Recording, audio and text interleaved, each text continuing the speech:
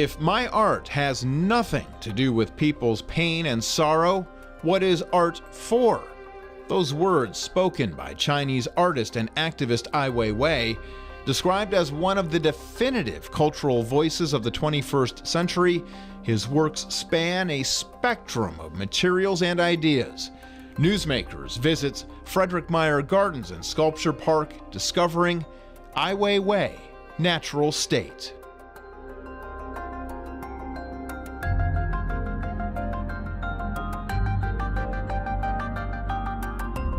So you have wallpaper, you have things made of Legos, you got things that look like watermelons, you have ancient vases, and so on and so forth. You know, it's not necessarily about the end product, and I think that that's very important. What it is about is the initial step forward, and that's where the concept is born. So that he realizes that the artist lives and can communicate through an idea. Now, whether he executes this through computer graphics, or whether he uses some other porcelain artist to do this, or he uses a team to make little crabs or little white flowers, or whatever the situation is, that sort of becomes secondary, but the idea is his, the concept is his. This is sort of a reversal of the way that many people think about art, because you think about, say, Monet, or any of the Impressionists, or Picasso, and so on and so forth. And they think about that art, it's about the brush strokes. And it's about the intensity and the individuality of the experience. You know, his is almost sort of the opposite of that. He doesn't need to apply every brush stroke. He can do it, but he doesn't necessarily need to do it. And for him, what I want to say about people, about the past, about present, about unity, about freedom of speech, about freedom of expression, that ultimately is more important to him than a pretty sunset, or, you know, stacks of hay, or whatever the situation would be for a Monet reference. Hello, this is Ai Weiwei. I'm very happy to have a chance to talk to you, and my work is going to show in Meijer Garden, and this is a great opportunity for me to show my work here, and my iron tree already being installed in your beautiful landscape. I hope you enjoy the show and have a good time. Thank you. You've met Ai Weiwei. What were the circumstances, and what were the two of you discussing? You know, I went to Beijing, I think, 4 times, and then to Berlin a few times, and then in between other locations where he was meeting. And the first piece of it, the part in Beijing, was perhaps the most interesting, because the exhibition was really born in a moment when he was still under house arrest. And literally the cameras that you see in the wallpaper and in other parts of the display, there were 16 of them that were trained on his studio, and so it was a very odd experience, but it was a very fruitful experience. And we originally went there to talk to him about Iron Tree, which we acquired for our 20th anniversary and is now in the Sculpture Park. And I think Weiwei was very impressed in a good way that we were making so much of an effort to come to him, knowing that he couldn't go elsewhere. And we really sort of developed a friendship. And the exhibition was sort of born out of those early meetings, but it was also born of the fact that he's interested in displaying in rather non-traditional circumstances. Now, of course, we've got the galleries and things like that, which are much more museum-like, for lack of better words. But he'd never done anything in a botanic garden. He'd never done anything in a conservatory, a greenhouse. And so I think for him it was an opportunity to display in different circumstances, but also to look at his work through a new set of eyes. Is that what makes him unique? That everything is different, everything is a new challenge, there's a new perspective? Many consider him a conceptual artist. Yes, he's very much a conceptual artist, and that's why the work is so diverse, you know, that we could talk about Legos as artwork, we could talk about wallpaper as artwork, we could talk about ancient urns that have been painted or even broken as artwork. You know, he definitely fits the bill for a conceptual artist. You know, he takes on every project on its own terms, I guess I would call it. So, you know, what he did for us may have some passing similarities to other projects that he's done, but I can assure you that in some ways it's also very different than what he just did at the Hirshhorn or what he's just opened at the museum in Israel. So everything has its own independence, but it all comes out of a same family, I would say. To understand him, you mentioned family. You really have to go back to his upbringing. Sure. And the culture from which he comes from, and the decades, the dynasties of traditional Chinese art. Yeah. You know, he has a very interesting relationship with China. And I think that, like a lot of Chinese cultural figures of the 20th, 21st century, it's a very troubled relationship. And that there are so many things about the history, the past, the people that are loved, that are embraced, but there are a lot of difficulties in terms of freedom of speech, freedom of expression, which are so important to him, that are bothersome because they don't exist or they don't exist fully. So you mentioned his background. His father was Ai Qing, who in the 20th century was perhaps China's most well-known and celebrated poet. You know, he'd be to us in America maybe the equivalent of Frost in the 20th century. Very well known, but also very revered. The father was then, and the mother, called out, and were called out as enemies of the state. And the family was basically sent into exile in a work camp or a re-education camp. So you go from this very famous poet, you know, poetry's very ephemeral, it's very lofty to begin with, and the fact that his job was basically cleaning toilets. And the family lived in these circumstances for 19 years. They moved a couple of times, one time really on the edge of the Gobi Desert. So he really saw life from interesting circumstances, shall we say. What you have to go through if you really want to follow through with your word and your beliefs. But I think as a part of that also, he never was discouraged from being an artist or thinking creatively, nor was he ever discouraged from thinking about China's past, immediate past, but also ancient past. So you're 100% right. His past did form him as the artist that we know and appreciate today. Is there a distinct line from traditional Chinese art to Ai Weiwei? Yeah, I think, you know, what's interesting is that when I was in graduate school, or even a little bit earlier than that as an undergraduate, and we talked about Chinese art, we talked about, you know, historic temples, and we talked about ancient urns and scroll paintings and so on and so forth. And then there was this sort of great divide. And the fact that today, in the early 21st century, China, Beijing, Shanghai are two of the most important places for contemporary art, you know, somehow or another they vaulted through time and place to go from the tradition to become so very contemporary. Now, what's sandwiched in the middle is a kind of Soviet communist-style representational art that marked a lot of the 20th century. But really, there's this huge past, and then there's this very, very vibrant, rich period of today.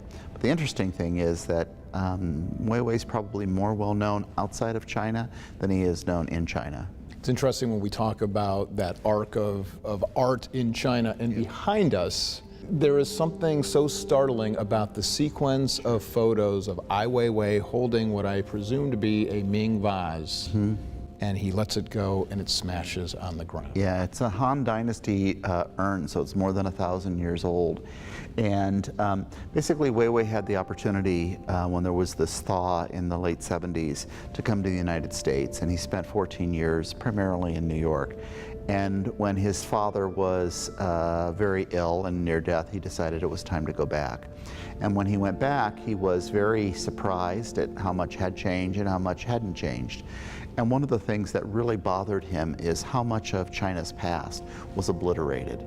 You know, Mao did away with hundreds of thousands of temples and scrolls and furniture and decorative pieces and so on and so forth, because the mentality was, we're just moving forward. The past is holding us down, we're just moving forward. So history, legacy, tradition was basically broken. And so in doing this, Weiwei was picking up things in thrift stores and roadside places. He picks up this old urn. And you have very accurately, I think, stated what a lot of us felt, this sort of shock that, geez, he's dropping the urn and he's letting it smash. But he was doing it with a purpose in mind. He's saying, okay, this is one urn. It's ancient, but it's not, highly decorative. It was utilitarian, so on and so forth. And, you're making all of this fuss about my dropping one urn, but what about the hundreds and thousands of other things that were completely and totally lost? So it's this sacrifice, certainly, and the kind of traditional art historian in me feels for that sacrifice, but the more contemporary art historian in me understands the kind of statement that he was making. But there's a similar sort of thing happening even with the urns, the vases that are behind us that are dipped in automotive paint. The history is still in there, but he's transformed it in these very commercial, very modern, sort of almost macho colors that we associate with BMWs and Mercedes as prize objects. Is he more activist than artist, or artist than activist? Yeah, chicken or egg. Yeah, exactly. I think that it's impossible to take away the two from the conversation. He is very talented as a draftsperson. Some of the early drawings that I saw really blew me away, just so focused on detail. He's an extraordinary designer. He has a really profound understanding of space. We know from the bird's nest he's really important in terms of architecture and so on and so forth. So that part of him as an artist is there. But sort of what set him apart and what was the match that was lit was this realization that art could be a very effective tool to be an activist. And if nothing else, I think that probably if we look back to 2008 and the Sichuan earthquake and how motivated he was by the fact that nobody was taking responsibility, that thousands and thousands and thousands of lives were lost, that somebody really needed to step up or somebody needed to really point the finger and say, you are responsible, that really galvanized his spirit to be an activist. That was really a crucial point. I think it was probably simmering when he was working on the bird's nest because he was so disappointed. It was a great project to do this project for the Olympics, but he saw that hundreds and hundreds of people were being displaced for the Olympic Village, and the prices for the Olympic events were becoming so costly there was no way that an average Chinese man or woman, worker, laborer could afford to attend something. Yet it was all that everybody was talking about, and it was all that everybody was focused on. Eventually got to the point that he had to sort of disavow his association with the project.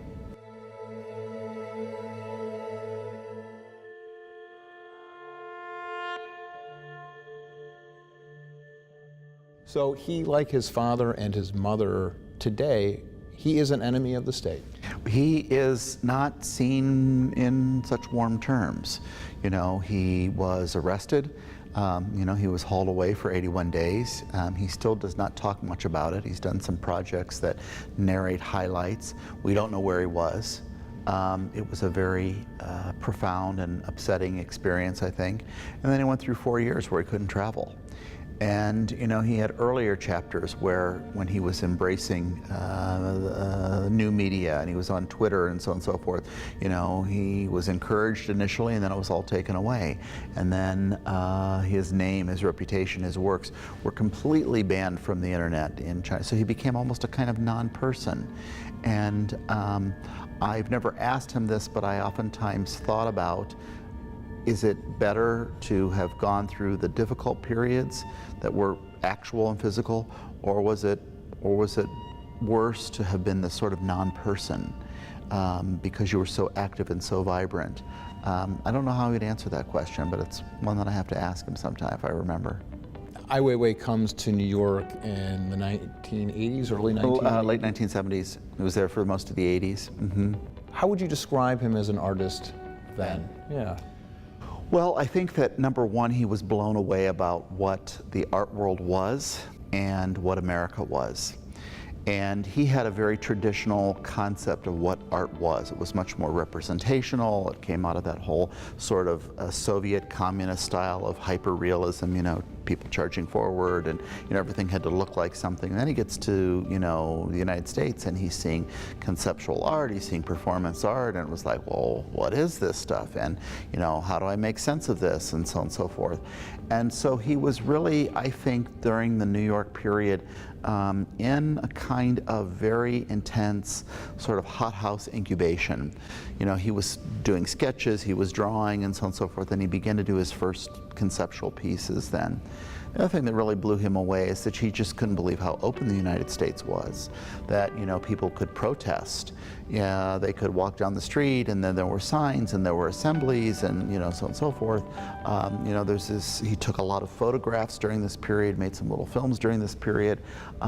He in these photographs was working as an artist, but it was also his lens to understand what American culture was. You know, there's this one image that I remember very clearly. It was during Bill Clinton's campaign, and you know, Clinton's right there. You know, the windows rolled down of the Cadillac, and he's pressing the flesh with everybody. And that was just unimaginable for somebody like Weiwei. So the American experience for him was about art, but it was also about the freedoms, and he understood just how vibrant and important and precious those experiences could be, especially in light of what his past was. What is his breakthrough or his groundbreaking work that sets him apart from everyone else? I think the thing that put him apart from everybody else and what put him in the history books was the piece that you were commenting on, the dropping of the Han Dynasty urn. Because in there, people realized that through a very simple gesture, he was really breaking down a lot of preconceived notions about what was happening in China, what a contemporary artist from China could be about, and that a Chinese artist today at some level did have to deal with their past. And I think that that was really one of the most powerful pieces. I think that some of the other early pieces that really got to people were the bicycle pieces, because the bicycle was such a symbol of transportation in China, is still today, but nothing like it once was. You know, just these seas of people on bicycle, and then taking them and creating elaborate structures and mazes out of them. But the other part of it was, you know, what was his online presence? You know, he was very much about Twitter, and he was very much about social media and communicating with people. And I think in an age before we were really talking about blogs and how people were communicating and so on and so forth, he got it. You know, he realized this was a really effective way to communicate.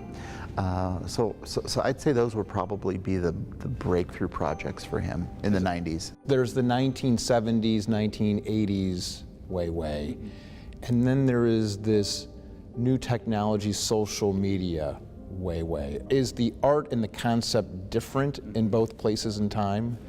I guess that I would say that the earlier artist, when he was still drawing, when he was still taking all those photographs, was operating more as an observer. And although his powers of observation certainly have never diminished, and he's very keen and very insightful, I think if there was a second phase, I'd say it was when he left behind just recording his observations, and he began participating with society and engaging with society in a more powerful, a more forthright way. Did he know when he was in his 20s or late teens that this is the projection? Probably not. But he had to probably go through this intense period of observation before he became this artist that we think about today. And in my imagination, I sort of compare him to someone who goes through a very intensive training experience. Think about a doctor. You know, they go through all these different levels, and intern, blah, blah, blah, and then at some point in time, they go from that student phase, and they go from that generalist phase, and they activate as a professional in a very specific, decided way, and then it's their game, you know. Maturation, incubation, and then they're on. And I see that first part of Weiwei's career that you referenced as more of the incubation period. As I said, it's also that time when he's just learning, and he hasn't run out of the gates fully yet. This is running out of the gates fully.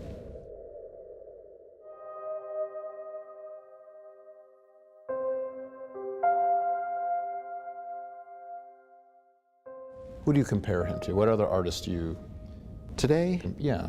Well, I think if I were to think of a historical figure, I'd probably think about him most closely in connection with somebody like Marcel Duchamp, who was, the great Dadaist and really opened up Pandora's box for what art could be earlier in the 20th century. I think that there are a lot of people that are trying and dealing with history. I think there are a lot of people that are trying and dealing with different types of media and materials, but I don't think that anybody is quite the polymath as Weiwei is.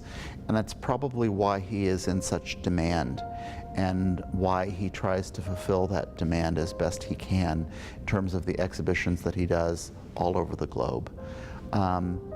He's almost in his own category, and I don't really see another artist putting themselves on the line in quite the same way as he has for causes that he believes in. Certainly there are lots of activists, but that artist-activist piece that you asked about earlier on, there are circumstances with him that are in a category of their own. And there are a lot of Chinese artists that deal with the past. We have a wonderful artist in the collection, Zhang Wan. He does it in his own very poetic way, but it's quite different than what Weiwei does.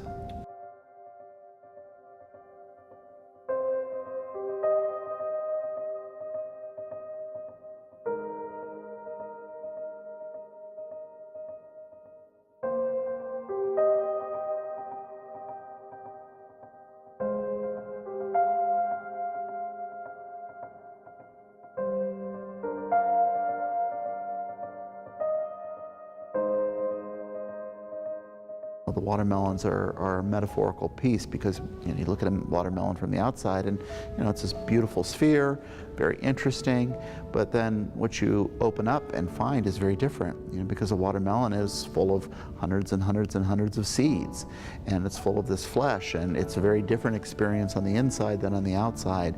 Somewhat similar to Iron Tree, but very, very similar to the way that we think about ourselves. Oftentimes we're very different on the outside than we are on the inside. The interesting thing about this wallpaper is it reminds me of the phrase, things aren't always as they seem.